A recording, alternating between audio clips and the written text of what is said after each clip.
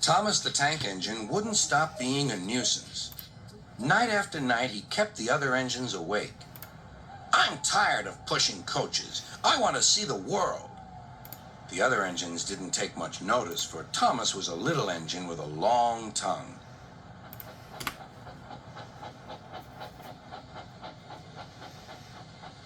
But one night, Edward came to the shed. He was a kind little engine and felt sorry for Thomas. "I've got some freight cars to take home tomorrow. If you take them instead of me, I'll push coaches in the yard." "Thank you," said Thomas. "That will be nice." Next morning, Edward and Thomas asked their drivers, and when they said yes, Thomas ran off happily to find freight cars.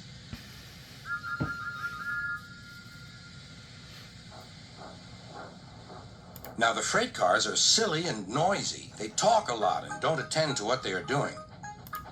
And I'm sorry to say they play tricks on an engine who is not used to them.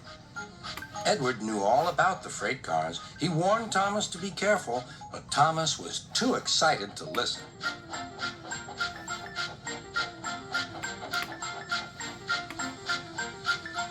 The shunter fastened the coupling, and when the signal dropped, Thomas was ready. The conductor blew his whistle. "Beep, beep," answered Thomas, and started off. But the freight cars weren't ready.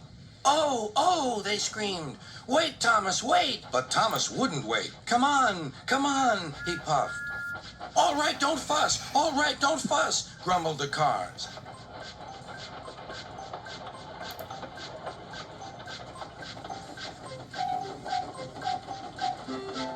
Thomas began going faster and faster. "Whoosh!" he whistled as he rushed through Henry's tunnel.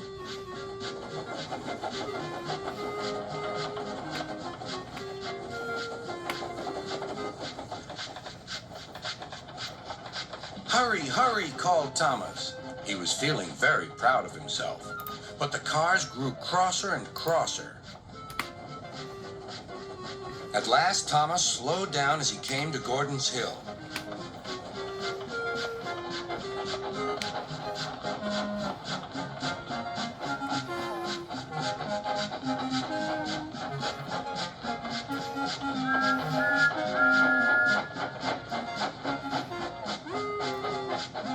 "Steady now, steady," warned the driver as they reached the top. He began to put on the brakes. We're stopping," called Thomas. "No, no, no," answered the cars, bumping into each other. Go on, go on." Before the driver could stop them, they had pushed Thomas down the hill and were rattling and laughing behind him. Poor Thomas tried hard to stop them from making him go too fast. Stop pushing, he hissed. But the cars took no notice. Go on, they giggled in their silly way. "There's the station. Oh dear, what shall I do?" cried Thomas. They rattled straight through and swerved into the goods yard. Thomas shut his eyes. "I must stop." When he opened his eyes, he saw he had stopped just in front of the buffers.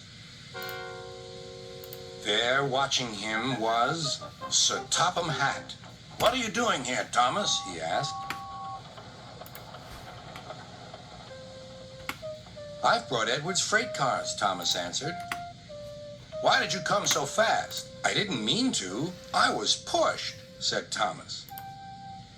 "You've got a lot to learn about freight cars, Thomas. After pushing them about here for a few weeks, you'll know almost as much about them as Edward. Then you'll be a really useful engine."